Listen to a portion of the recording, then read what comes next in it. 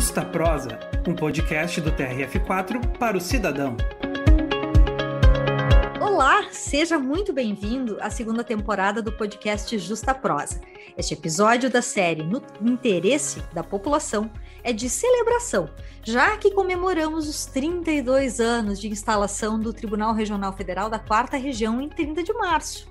Por isso, teremos a grande oportunidade de ouvir o excelentíssimo ministro aposentado do STF, Nery da Silveira. Gaúcho de Lavras do Sul, Dr. Nery da Silveira, formado em Direito pela PUC do Rio Grande do Sul e também em Filosofia pela Universidade Federal do Rio Grande do Sul, a URGS. Foi nomeado juiz federal em 1967 e presidiu a Comissão de Instalação da Justiça Federal aqui no Rio Grande do Sul. Em 1969, assumiu o cargo de ministro do Tribunal Federal de Recursos e, em 76, ministro do Tribunal Superior Eleitoral. Em 79, assumiu a presidência do TFR, quando então iniciou-se a informatização da Justiça Federal. Em 81, tomou posse como ministro do Supremo Tribunal Federal, instituição da qual foi presidente na gestão de 89 a 91. Em 83, retornou ao Tribunal Superior Eleitoral, de onde foi presidente em 86, quando presidiu então a eleição dos membros da Assembleia Nacional Constituinte e o recadastramento eleitoral com a informatização da Justiça Eleitoral. Quando foi presidente do STF, em 1989, o primeiro presidente da Constituição Cidadã, houve a informatização daquela corte. Ele presidiu ainda a sessão solene de instalação do Superior Tribunal de Justiça, o STJ. Autor de uma vasta produção acadêmica, completou mais de 50 anos de serviço público, aposentando-se em abril de 2002, quando completou 70 anos. Bom, com essa biografia que traduz não só a vida de um homem, mas a história que levou à democratização do país, é com muita honra que eu converso agora com o ministro Nery da Silveira. Doutor, é uma grande satisfação ter aqui o senhor conosco. Satisfação é minha de poder estar de novo em contato com a Justiça Federal, esta em segundo grau. Em 30 de março de 1989, o senhor participou como presidente do STF da solenidade de instalação do TRF4 e posse da primeira composição aqui da Corte. Daquele dia, qual o momento que o senhor traz na memória como o mais importante, o mais carinhoso? O tempo realmente passa rápido. Já se vão 32 anos desde aquele momento, que foi muito significativo, não só para mim, particularmente, porque viver a Justiça Federal aqui desde o seu início, nos primeiros instantes da Justiça Federal de primeiro grau, e agora vinha para ver o início da Justiça Federal de segundo grau em território gaúcho. De modo que, para mim, era muito significativo esse fato. Eu nunca deixei, embora tenha exercido outras funções, nunca deixei de ter um afeto muito grande pela Justiça Federal do Rio Grande do Sul, por tudo o que eu vivenciei neste ambiente da Justiça Federal, no seu início, lá em 1967, diante de todas as dificuldades que tivemos para dar início aos trabalhos judicantes desse ramo do Poder Judiciário. E achei muito importante já o espírito que percebi formado no âmbito daquela instituição que se estava implantando, o Tribunal Regional Federal da 4ª Região. Essa ideia do Tribunal Regional Federal era uma ideia que vinha desde algum tempo sendo debatida e chegou mesmo a ter maioria nos trabalhos do Tribunal Federal de Recursos que eu integrava. Percebia-se que não seria possível o Tribunal Federal de Recursos, com sede em Brasília e jurisdição em todo o território nacional, esse tribunal dar cobro, tal o volume de processos que chegavam àquela corte, dar cobro com certa rapidez ao julgamento de todas as apelações, recursos, mandados de segurança que eram impetrados em todo o território nacional contra a Fazenda Nacional ou contra autoridades federais, enfim, dentro do âmbito de competência da Justiça Federal.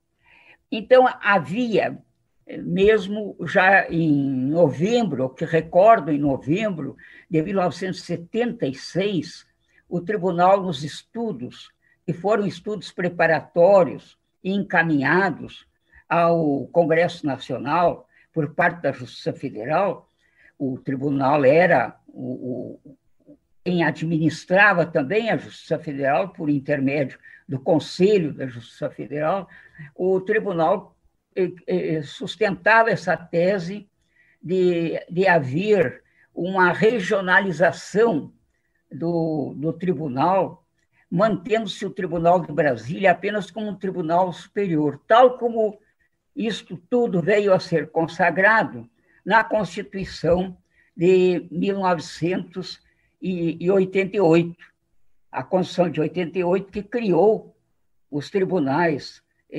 regionais, 5 tribunais regionais, e transformou o Tribunal Federal de Recursos no Superior Tribunal de Justiça, enriquecido de muitas competências originárias do Supremo Tribunal Federal, como uma forma também de desafogar os trabalhos da Suprema Corte do país.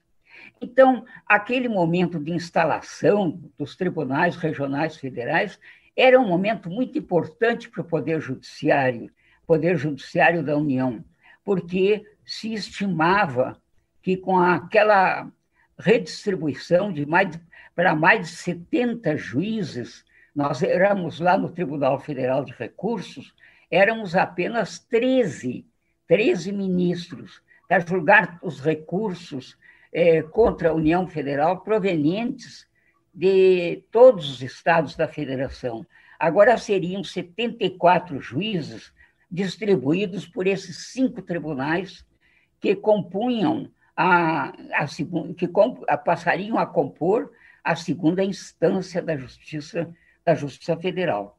E o Superior Tribunal de Justiça, em que se transformou o Tribunal Federal de Recursos antigo, também com uma composição, com um quórum bem expressivo.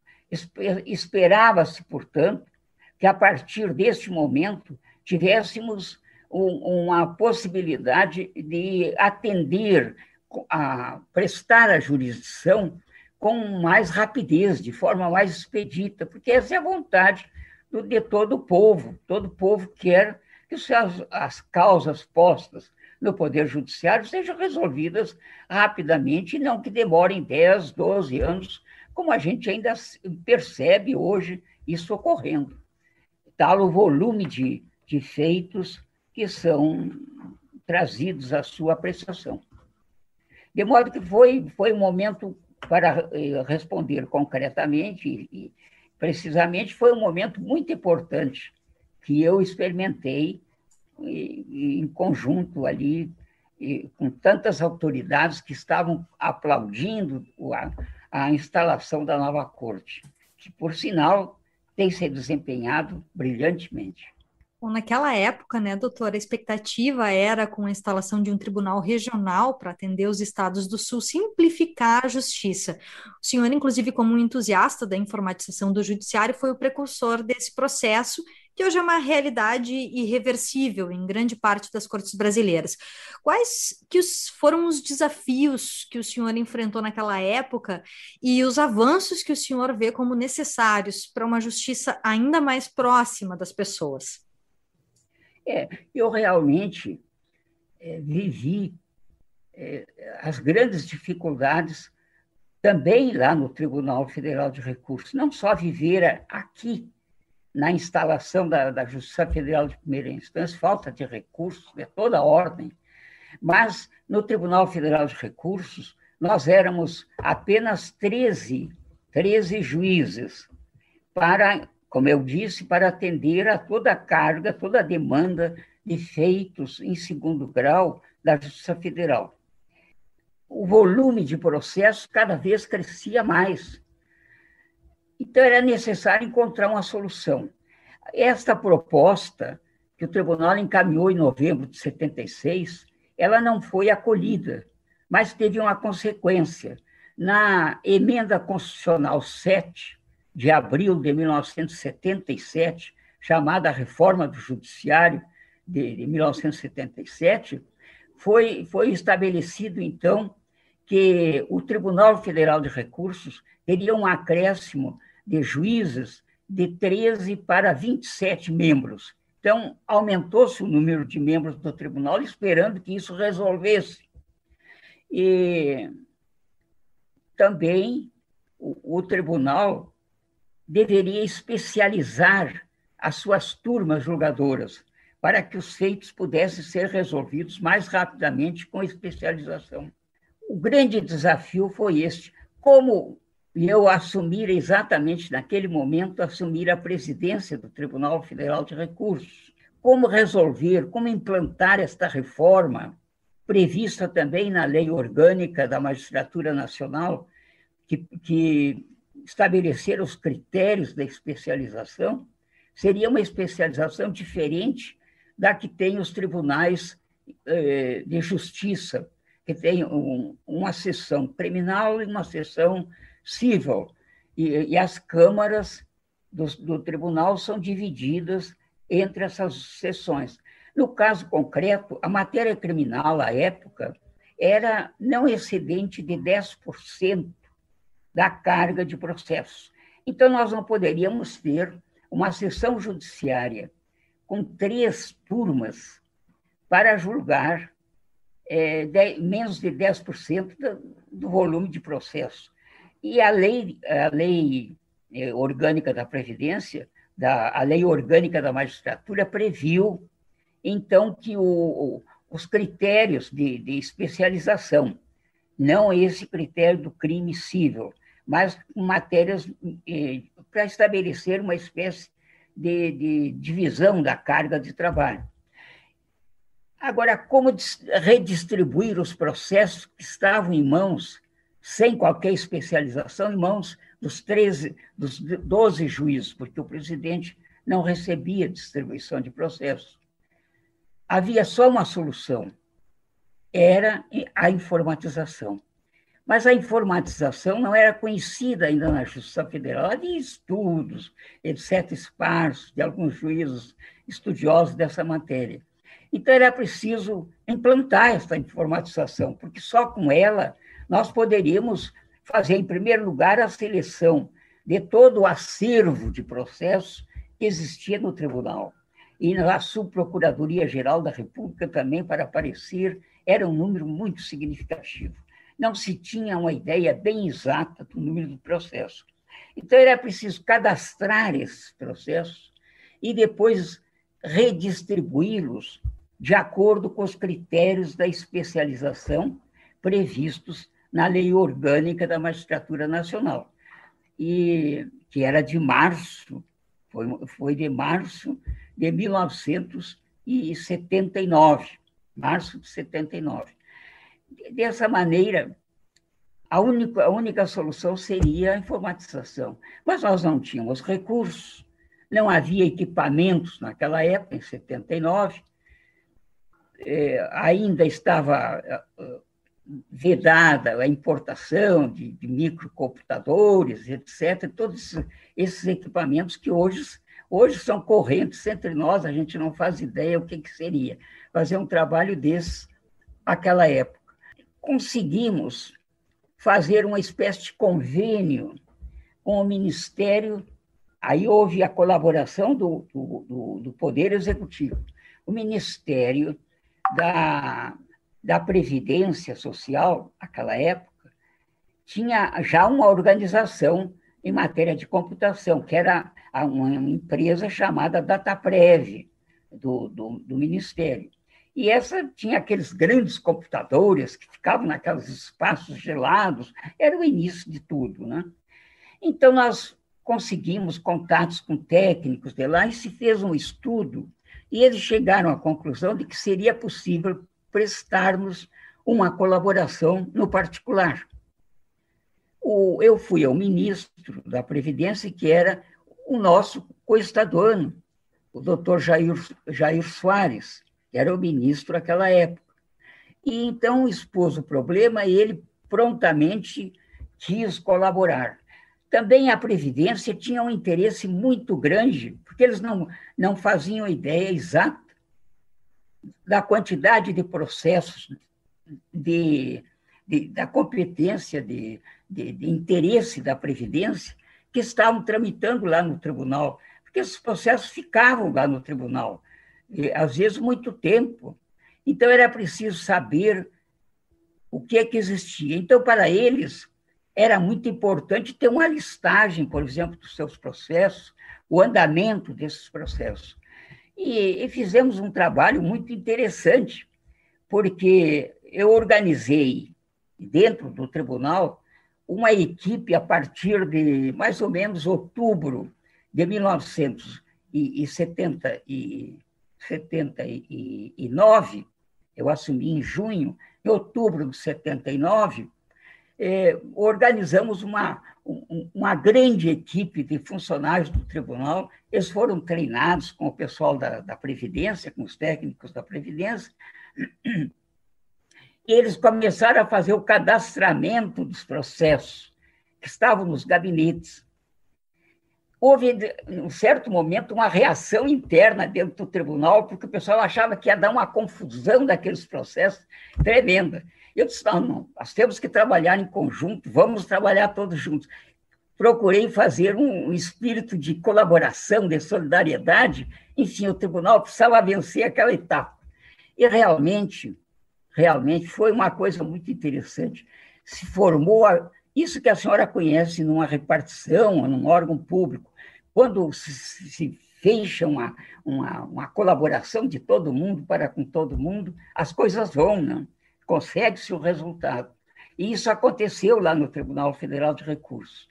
E em março de 1980, portanto, praticamente em prazo de 6 meses, nós já estávamos com tudo processado, cadastrado, tudo. E quando fizemos, a um outro momento, que é uma outra explicação que preciso dar, quando se fez a posse dos últimos ministros do aumento do tribunal, em que seria possível realmente implantar todas as turmas, isto é, o tribunal passou a ter 27 membros, foi possível, naquele dia da festa, da posse dos ministros, também se fazer a distribuição de todos os processos, de acordo com a competência dos ministros, para os respectivos gabinetes. Foi uma coisa que realmente, algo muito tocante para a gente que viver aquela situação, vai dar para fazer ou não vai dar para fazer, e tudo foi realizado. Eu sempre digo, houve a mão de Deus ali nos ajudando, porque realmente era muito difícil, tudo era difícil, né? Mas um desafio que foi vencido, muito importante, porque ao longo do ano de 80, se implantou definitivamente o processamento eletrônico do Tribunal Federal de Recursos, não só com a distribuição, mas o andamento dos processos, todos os registros relativos a cada processo em computador. Acabaram-se as fichas relativas a cada processo. Eu lembro de uma senhora, funcionária muito antiga do Tribunal Federal de Recursos, quando eu fui lá a sessão respectiva, dizer que nós íamos fazer aquilo, etc., que era a única solução que teríamos, ela disse, mas, ministro, o senhor vai criar desculpe eu lhe dizer, mas o senhor vai criar uma confusão, as minhas fichas vão ser perdidas todas lá em cima, no recadastramento, eu nunca mais vou me reencontrar com ela e os processos vão ficar todos extraviados. A senhora não se perturbe, porque tudo vai dar certo. E realmente tudo deu certo. Então, em março, quando os novos ministros tomaram posse, e o tribunal passou a ter 27 ministros com a especialização, a partir daquele momento, o tribunal já informatizado, o tribunal passou a funcionar com base no processo eletrônico.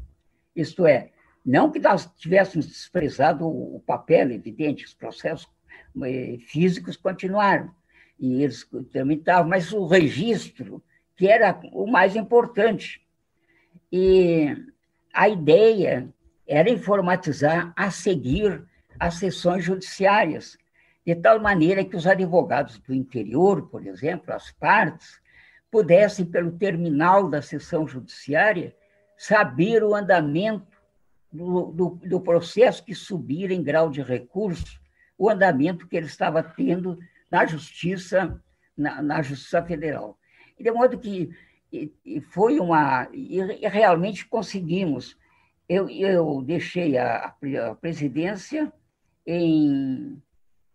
foi em 79, 81, segundo ano, nós já estávamos com a Justiça Federal aqui do Rio Grande do Sul, ela já estava com o processamento com distribuição, processamento de feitos, os advogados já podiam, pelo terminal, acessar o terminal lá do Federal de Recursos, saber o andamento dos seus processos que haviam subido, porque antigamente, quer dizer, antigamente, eu digo antes da informatização, o advogado tinha que ter um representante, um escritório representante do escritório dele, lá em Brasília, para acompanhar os processos, ou então viajar periodicamente para lá. Com isso, foi resolvido um problema também para as partes, de poderem acessar o andamento dos processos. E também as partes podiam se informar imediatamente como está o processo e pedir providência, se o processo estava demorando, enfim, isso que acontece no giro processual. É muito complicado, mas foi nessa linha geral. Então, no fim, já estamos com São Paulo, Rio de Janeiro, Rio Grande do Sul e Minas Gerais. As 4 sessões de maior volume de processos já estavam praticamente com os seus processos informatizados. É muito interessante porque aí essa nova justiça, ela já nasce se encaminhando para esse digital que hoje possibilita que a pandemia aconteça e, ao mesmo tempo, né? O processo físico na Justiça Federal praticamente desapareceu. Só os antigos remanescentes que, eventualmente, precisam de consulta, mas está tudo dentro dos arquivos informatizados, né? E o que é interessante é que esse momento agora que nós estamos vivendo, né, de ter que se resguardar e resguardar todo o corpo técnico por conta da Covid-19, em momento algum as pessoas ficaram desassistidas justamente por conta desse processo todo de informatização, né? A informatização da Justiça Federal, da Justiça em geral, que, aliás, é um processo que está acontecendo no país todo. A Justiça dos Estados também está se informatizando. Já aqui no Rio Grande do Sul, por exemplo, o tribunal já está informatizado, com seus serviços informatizados, e as comarcas do interior também já estão informatizando seus serviços. Então, isso é de esperar, e depois com toda essa facilidade que nós temos de ordem técnica, de equipamentos, etc., o que não acontecia lá na década de 70, né? Que tudo era muito difícil, e de 80 ainda. Sim, os cartões perfurados, né? Era isso. Imagina só, né? E agora eu estou conversando com o senhor, né? De uma forma completamente online, e as pessoas que vão nos ouvir, eu estou lhe vendo, né? Presencialmente. Né? Exatamente, e as pessoas que vão nos ouvir também vão nos ouvir da mesma forma virtual, e isso tudo vem acontecendo na nossa vida, né? Não existe mais uma separação entre a vida que é online e a que não é online, né? Os tribunais a gente acompanha pelo computador, pelo site, do respectivo, ou então pela TV Justiça, os tribunais julgando, cada um na sua casa, juízes, e adotando as decisões cabíveis em cada caso, né? Isso é a aproximação, né, do judiciário, como a gente estava falando antes. Sem dúvida. Bom, por fim, ministro, uma última pergunta. O senhor presidiu a eleição dos membros da Constituinte. Nesse sentido, como o senhor vê a democracia, o processo eleitoral hoje, já tendo se consolidada, toda esse processo, né, de caminhada para uma democracia sólida, digamos assim? Realmente eu tive, na minha vida, essas situações eu digo sempre, circunstanciais, porque assumir a presidência de um tribunal e precisava fazer aquela reforma. Depois assumir a presidência do Supremo, o tribunal não estava informatizado ainda, mas já tínhamos as experiências. Então, meu trabalho primeiro foi informatizar o tribunal. Mas antes disso, em 1900, eu assumi no Supremo, em 1989, foi minha gestão foi de 89 a 91. Mas em 86, em outubro de 85 até janeiro de 87, eu fiquei na presidência do Tribunal Superior Eleitoral. Então, aí se fez um trabalho que realmente era extremamente necessário, mas um trabalho difícil de executar, que era o recadastramento eleitoral, isto é, recadastrar todo o eleitorado brasileiro, que a gente não sabia quantos eleitores o Brasil tem. E estamos à véspera da Assembleia, da eleição de uma nova Constituinte para o país, dentro daquele espírito de redemocratização, de democracia. Então, era extremamente necessário que nós encontrássemos uma solução correta para uma eleição depurada, que fosse uma eleição depurada, digamos assim. O único caminho era a informatização, quer dizer, informatizar, primeiro passo, informatizar o eleitorado. Sabemos quantos eleitores tem, onde é que esses eleitores estão, onde é que eles vão votar.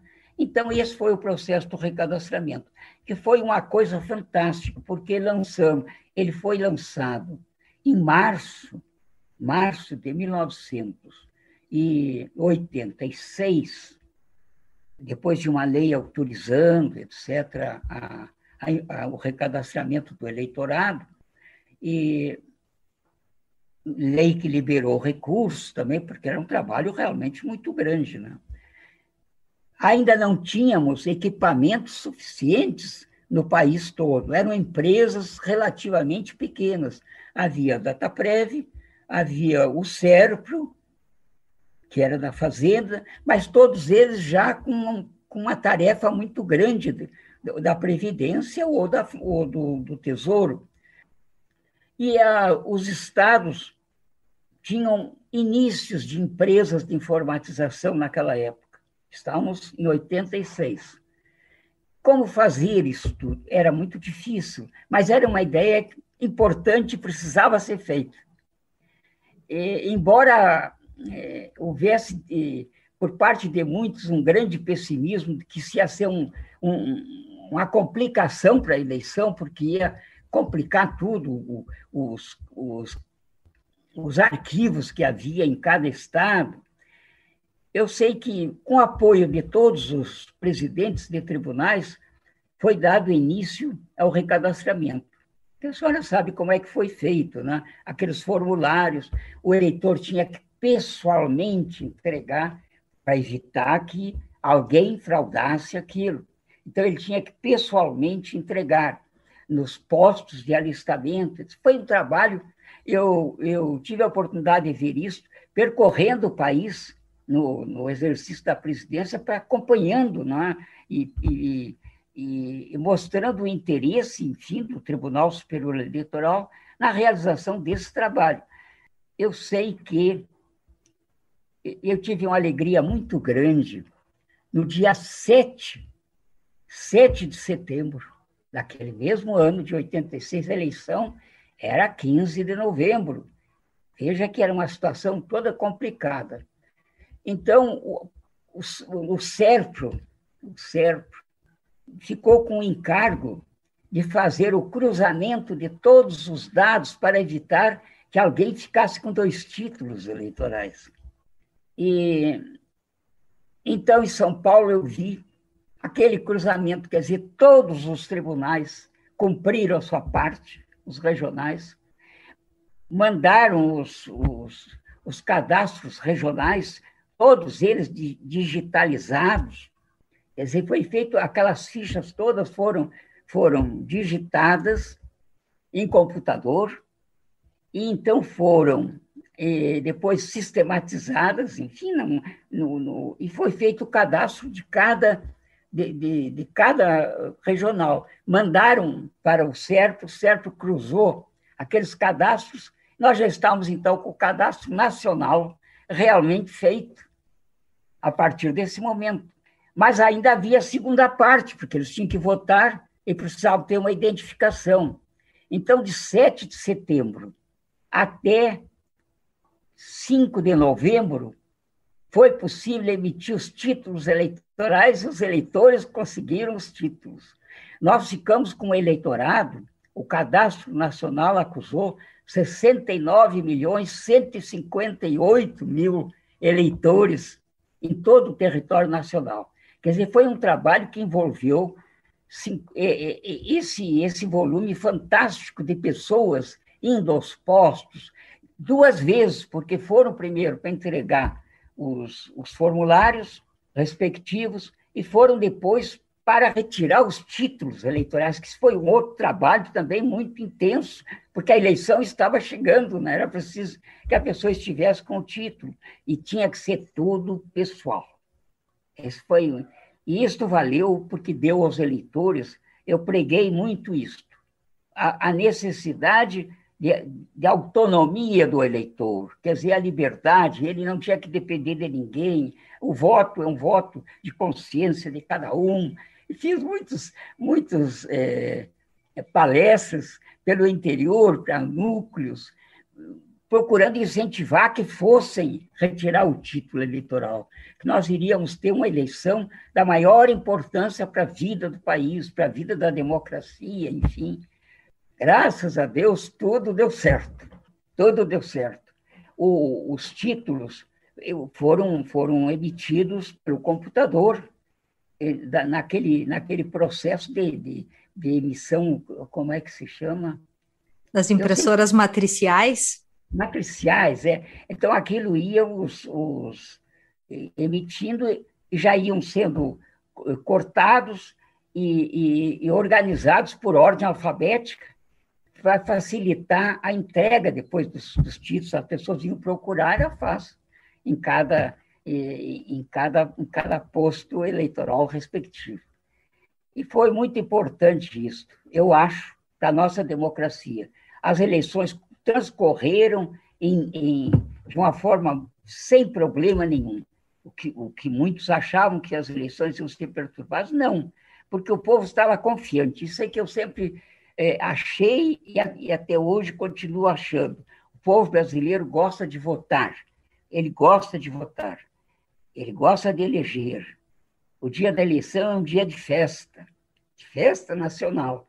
Então, eu acho que isso é fundamental, que se forme uma consciência realmente sobre o valor da democracia, a vivência com liberdade, enfim, com respeito à lei, à ordem, etc., mas com liberdade de cada um eleger quem ele entende que é o melhor. E isso é tão importante, me parece fundamental mesmo. Bem, excelentíssimo ministro Nery da Silveira, foi um grande prazer conversar um pouquinho com o senhor.